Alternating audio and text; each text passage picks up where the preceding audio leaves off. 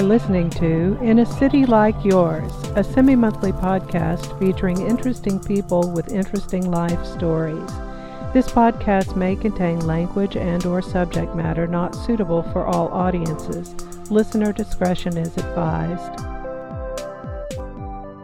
I'm your host, Michael G. Moore. On this episode, I chat with Bradley, who has been diagnosed with several mental illnesses. Throughout his life, he has dealt with some heavy life situations, and through it, has persevered to become a talented young man. A note about this episode: the sound quality is not up to my standards. This is something I hope to have remedied by episode 2, so bear with me on this one. Now, join me in listening to Bradley's story.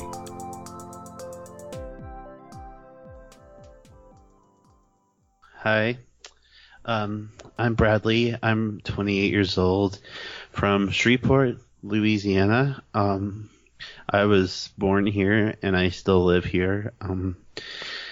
I guess tonight really what the host wanted me to talk about was some of aspects of my life, specifically dealing with mental illness. Now, it's kind of a lengthy sort of story because my mental illnesses started when I was, started to manifest themselves as early as I was about 8 years old. I think I had like anxiety and stuff as even younger, due to some outside family issues. Outside being like, I guess when I say that, like just things that aren't inside of me, internal, just like outside stressors. But I had some extreme stress in the 3rd grade with some more family issues, and I also have some family history of schizophrenia on my father's side. Pretty much every other person on my father's side of the family has schizophrenia, and then some addiction and bipolar and anxiety and depression on my mom's side. So what it was in 4th grade, I remember it was actually just like my first psychotic episode. And I think my most powerful one. So what happened, from what I remember, because psychotic episodes can be very distorted in my memory, but is that I had some form of mania with hallucinations and paranoia.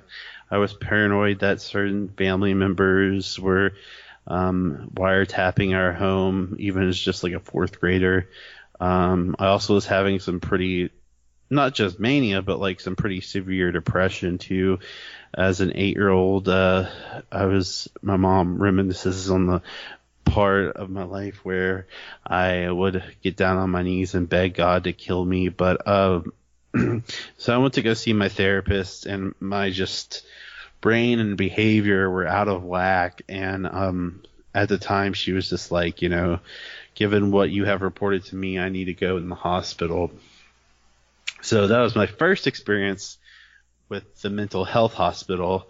I think I was also like, I got my first psychiatrist around that time after I was discharged, but I went for like a day program for about 2 weeks because I put up a big emotional fight for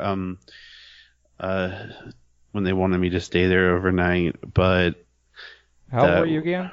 I think, if I remember correctly, if my arithmetic is correct, I think I was about 8 years old, which is kind of funny because like some of the best parts of my childhood in the form of entertainment were coming out around that time, like Harry Potter and Pokemon, some of the most fondest memories. But it was certainly like kind of the starting point of my illness. And at the time I got diagnosed with bipolar 1, I believe. But the psychiatrist at the time was like, she diagnosed a lot of people with bipolar. She didn't really know what it was. So just called it bipolar at the time. And also my other psychiatrist just said I had a lot of anxiety and so on and so forth. That was very difficult, even as a social aspect, with my peers, because I went to like a semi-private school. By that I mean it was a private school, but in like Louisiana, when you say private school, it's usually religious. But this wasn't like a religious school, even though like it kind of had a private tuition. So there were about 36 of us in one grade. So everybody thought I was crazy, and like coming back the next year into 5th grade is when middle school started at our school. Was very intimidating, but luckily I did okay for the rest of school after that, up into high school, and gained some friends back. Though on high school I did have some minor episodes and stuff. I got on some heavy medication. I mean, I was on medication back when I was 8 as well, but like I remember just taking my medication every night in high school, and didn't have like some significant problems until I was about 18. Actually, the summer after I graduated high school is when I finally figured out what was all going on with me with correct diagnosis and everything. And so that summer, I guess approximately 10 years after my first mental hospital institution visit, I had another one. And that summer, I think it was a pretty bad experience at that time, because the place I went was in disarray, and a lot of unprofessionalism and a lot of bad communications between patients and professionals. There just felt like there was a wall, like they were on a pedestal and we were lesser than them, with certain professionals that were there. And I had some really bad side effects of my medication. But I did come out with main diagnosis of my mental illness, which is schizoaffective bipolar type. For those of you who don't know, is basically if you take the diagnosis criteria of schizophrenia and the diagnosis criteria of bipolar, you would have schizoaffective bipolar type, because a lot of schizophrenics will have very flat emotions, but with schizoaffective, you have an emotional problems as well. So your emotions are definitely not flat unless you're in some sort of depression. And then I guess the third time I went to the mental hospital was about 2016, which was a great experience, actually. I learned a lot, had a good doctor, and I took a 600-page psychological test. Wow. Where thereafter I had to, not 600 pages, I'm sorry, that's wrong. 600 questions. 600 questions, yeah. And then, and then I had to draw pictures and stuff, but which confirmed the diagnosis of schizoaffective bipolar type, but also added generalized anxiety disorder and PTSD chronic, which basically means I've just had it for a long time. But there's so many different variables about medication, creativity, and mental illness, creativity, which is what I'm very passionate about. Medication can obviously dull some creative aspects as well as mental illness, but mental illness can also bring out some of the best creative things inside of me, are those who are creatives and mentally ill. I mean, I make music, I draw, I paint, I do anything I can. I can make funny videos. I like to do comedy, but sometimes, the depression or the anxiety or the medication will just kind of be a hurdle for expressing myself in my full capacity. Right now, I'm working on a book. Actually, I kind of took a pause on the music for now, just to buckle down and finish this book. So I'm like throwing myself into literature right now, and that keeps me at peace mostly, because my days are usually not filled with work or school because I'm on disability, but that has been a lonely life at some points that I have seemed to have come to peace with different spirituality, art, and some mental and physical aid for my mental and physical health. Is your book about you, or is it a fiction? It's actually fiction. It's not. When I was younger, and I think up to I was like a teenager, like I used to have this really weird habit of pacing, and I don't know if it was rooted in anxiety, but like I would constantly come up with stories, and some of those aspects of the stories when I was younger is kind of rooted in that. So I definitely, it's like it's kind of like one of those fantasy stories where someone crosses over from this world into the next, into like a fantastical world, and I really want to add a component to what I think is kind of boring in some of stories like that, is not really a question of what is this and what does this world mean and how can we defeat the evil power, but more of like what it is and what it means to be human and what would it really be like, the effects mentally on people if they were to truly go into this other world. Even though it deals with some young teenagers like 18 and 19 years old. So that's what I'm working on right now, and I hope to be a trilogy of books, or hopefully more if people enjoy them enough, or I feel like the story needs to go on a bit longer. Well, you'll certainly need to come back on the show to talk a little bit about your book once you finish it. Oh, definitely. That would be great. Let's go back a little bit. What does your PTSD stem from? Is that something happened in your life that you have that, or is it just a part of your your schizophrenic? Well, so I just gotta like going through Rolodex in my head of what I can say. Basically, there was an emotional abuse by someone who was not really like not directly with my family, but like it was like some sort of parental figure involved with my father that was quite terrifying when I was over there, and it was very, very constant, and it kind of like exacerbated my anxiety. And I told the psychiatrist at the time when I was at the hospital about all that. And so when I looked at my discharge paper, I realized that's like, oh, PTSD. I mean, that'll explain all these nightmares I have and these flashbacks and avoidant of certain places and certain times. So yeah, it does stem from something that happened, but it was over such a long period of time, and it's still with me. Describe to us what a psychotic episode is like.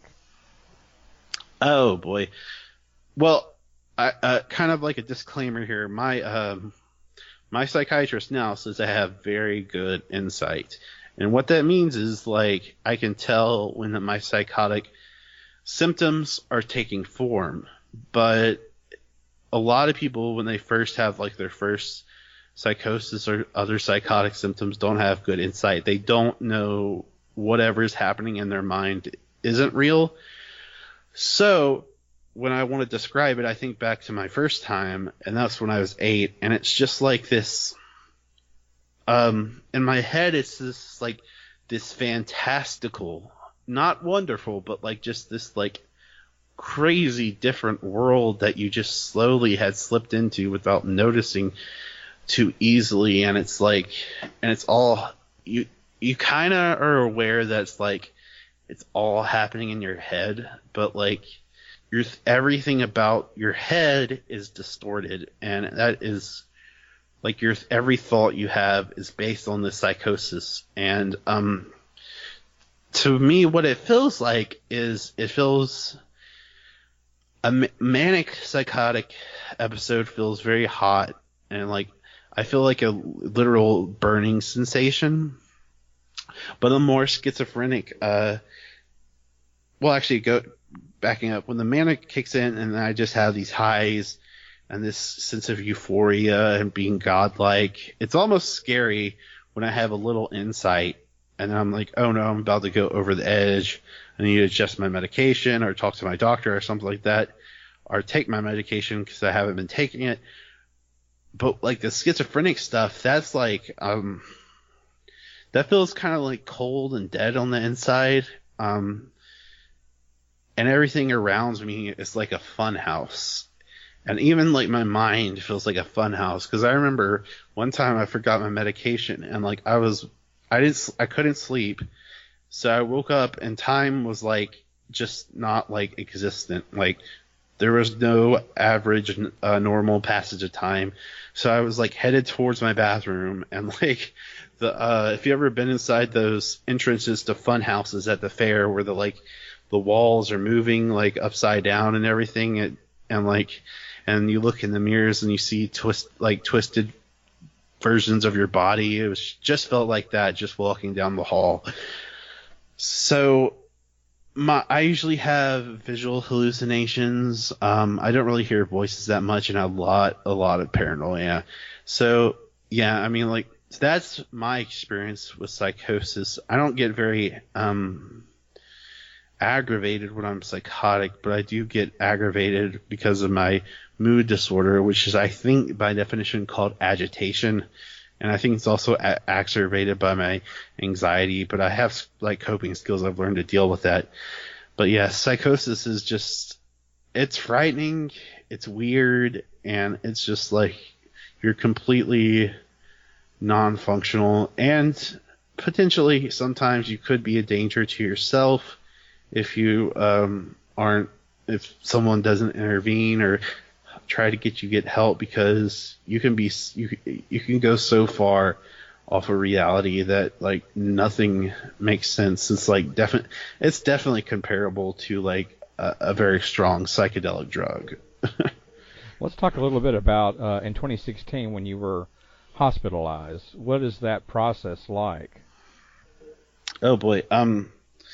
Well, the process was scary at first. I think anytime you go in the hospital is definitely scary. Especially for me, because like I was I was having like panic attacks left and right, and I was very, very depressed. And but I'm related to someone who worked at that particular hospital, so I was able to get a good doctor that I would like to see. But the process of you go in, and if it's voluntary, you say, I would like to commit myself to the hospital, and they do some intake. They do like a little interview of you and see if they can accept your insurance and all this. And if it's involuntary, usually the police bring you, and I've never been involuntary, but usually that is a different case altogether, and you don't really know when you're going to be released. That's up to who they call the coroner, not the same coroner that puts the tag on your foot, but the coroner there at the hospital. But going into the hospital and seeing the people for the first time is very scary. Like, in short, basically, I would not talk to anybody the first few days, and by the end of the whole thing, the healing process had kicked in, and I was actually learning stuff from group therapy that by the end of when it was time for me to leave, I had started actually leading the group discussions. So it can be a huge range of emotions, but if anyone has to go through the hospital, I hope it's as a good and peaceful experience as the one I had that one time. It's not like in the movies going to a mental institution. No. Oh no, like no, they don't. They're not going to put you in a straitjacket or in a room unless you're like harm yourself. Yeah. Yeah, or if you're like might want to beat somebody up or something, but no, it's it's a little more relaxed than you would think, and because it really is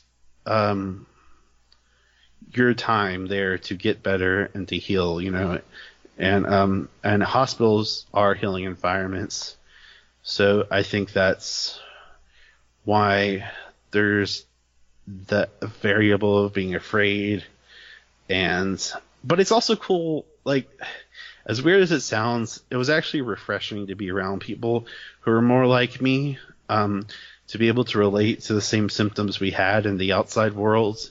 And I've never felt like more understood in my life than being in the mental hospital, as strange as that sounds. But it definitely was a good experience the last time I went. And how different was it from your 8-year-old experience to your to when you were hospitalized for the third time in 2016? When you were younger, was it more terrifying for you? Oh yeah, definitely. Of course, I was on the award with other psychotic children, which is sad in its own right. But I think it was terrifying to be away from my mother and my family, and because I didn't even like to go to camp over summer where you'd spend the time away. I didn't like being away from home, so that was definitely frightening for me. And also there's other stressors in my life, which I probably shouldn't mention, but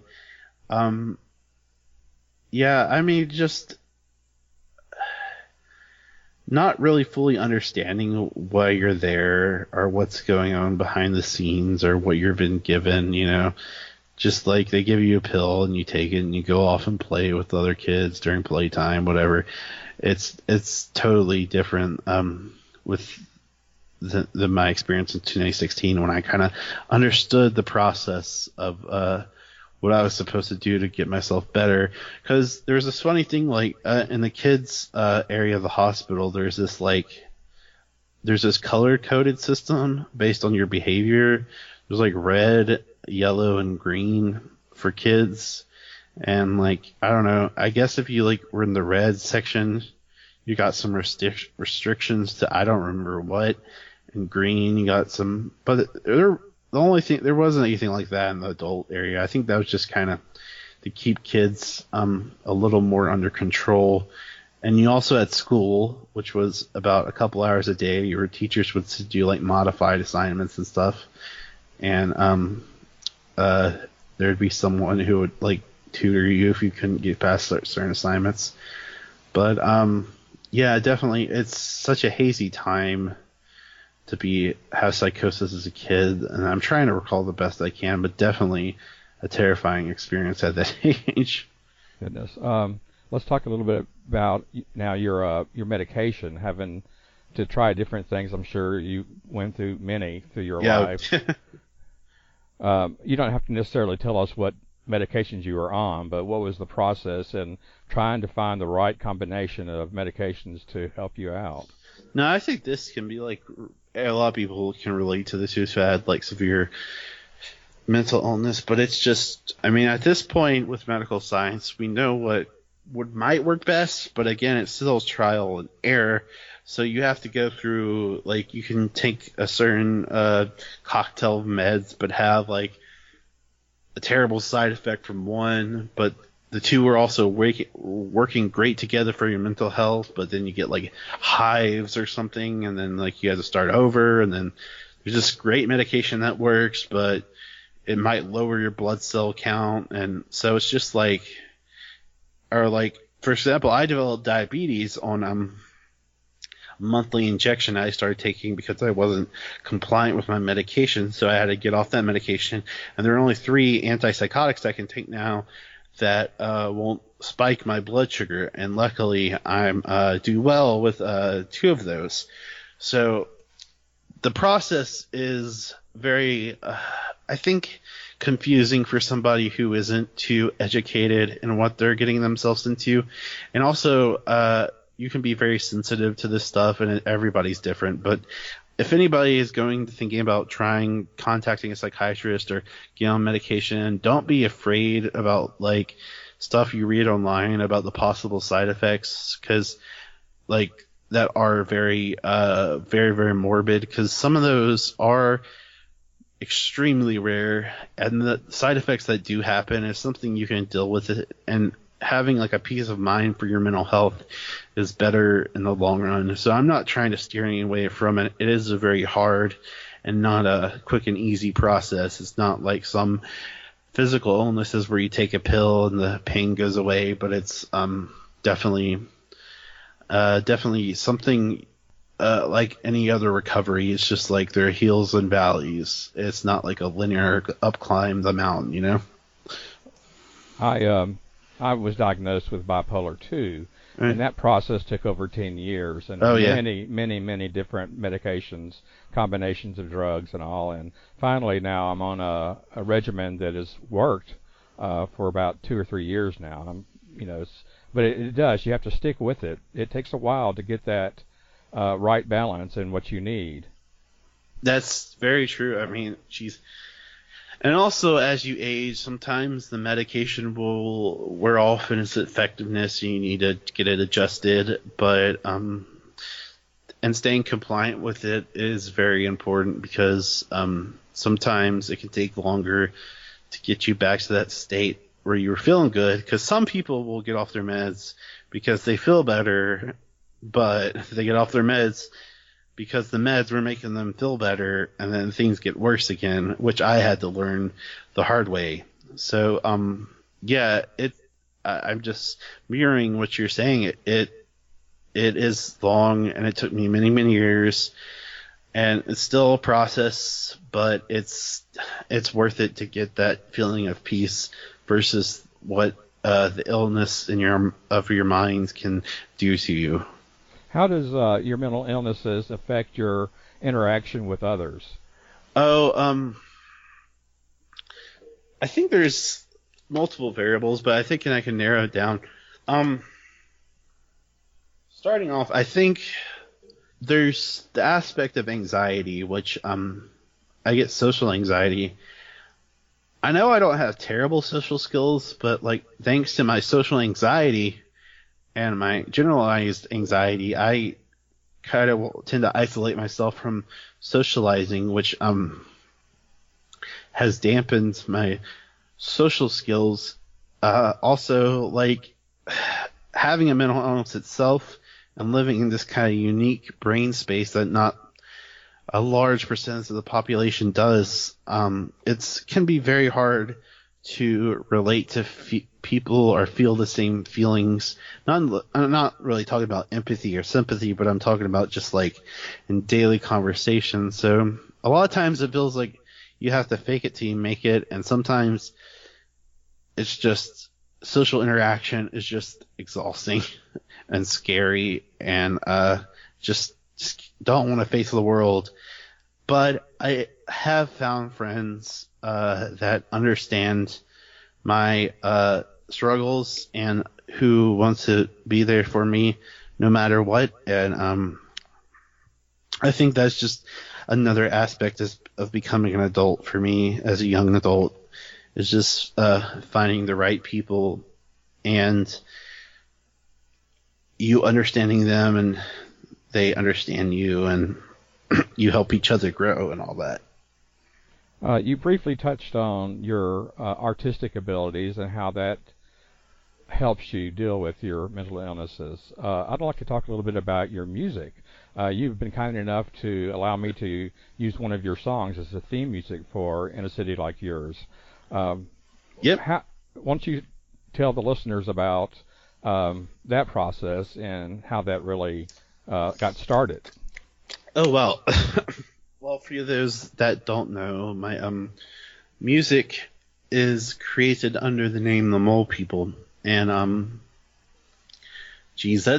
I started that when I was like in 8th grade, because it was sort of a joke. The name started off as a joke, but like, my friends and I were just being goofy, and like, we wanted to like leave, ransom notes in people's lockers, just something stupid like leave plutonium by the recess bench at 9, signed like Mr. Rogers.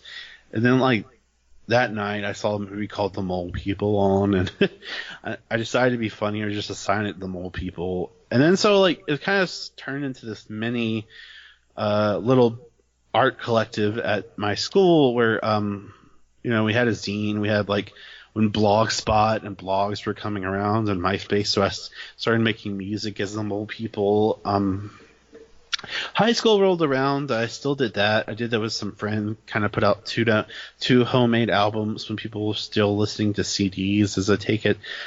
And then college years, I did a little dabble, but just recently, in the past like 3 years or so, I just got back into it as a more serious medium. And I never really played live before, but August 2018, I played live here in Shreveport for the first time in like 10 years. And I figured out that like, even though my social anxiety was through the roof, that like my anxiety on stage just kind of disappeared, and that like I was in my element as a performer. And I performed recently last month, January, again at the same place and had a blast. So that has been an extraordinary way for me to express myself, because music is my favorite form of art. I listen to it almost constantly.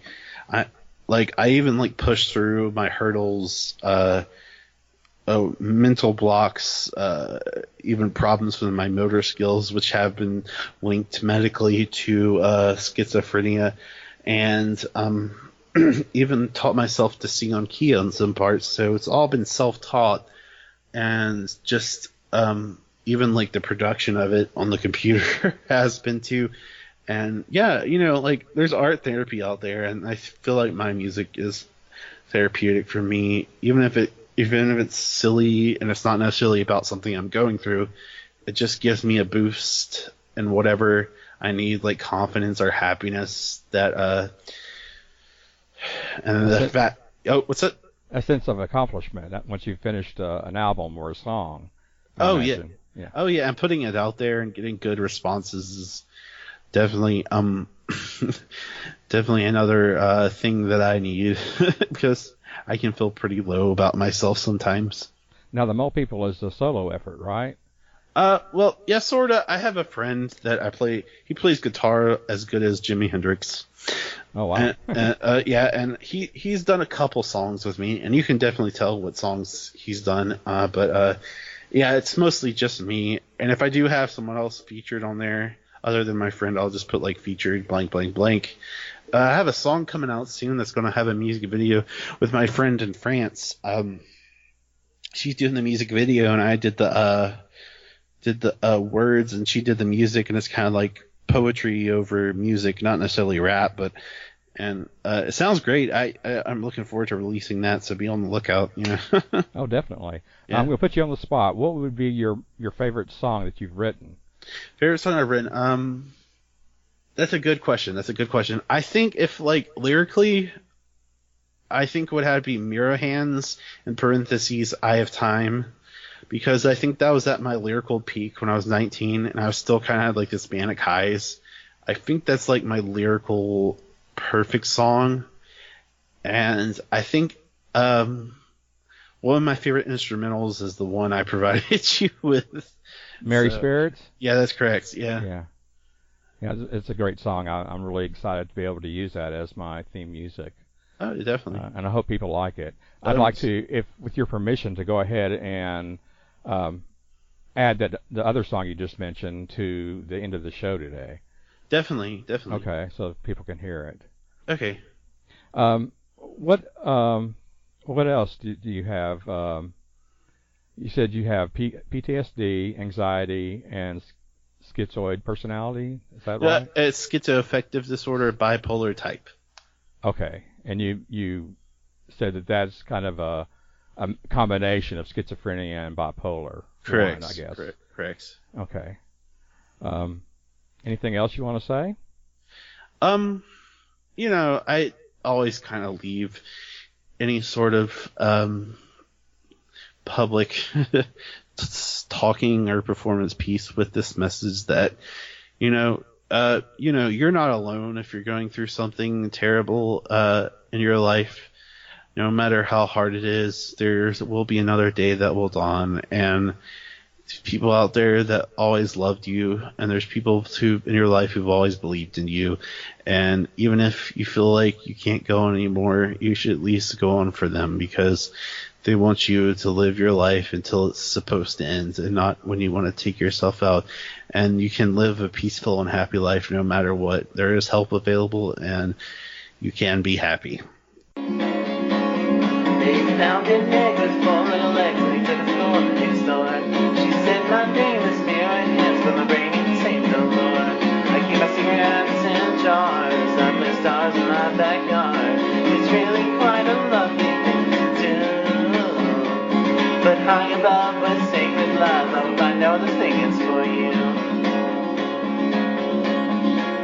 But the cosmic witch was back again like quicksand in the night. She said this thing I concluded is the ancient eye of time. And anyone that disagrees will find a cave of mysteries and slowly slip from history as the sky begins to cry. Well, legend goes the eye of time will make your heart go cold, and suicide will seem so nice like heaven on a pole. So you see, we must destroy it for the good of humankind. And I know this must be confusing if you're not inside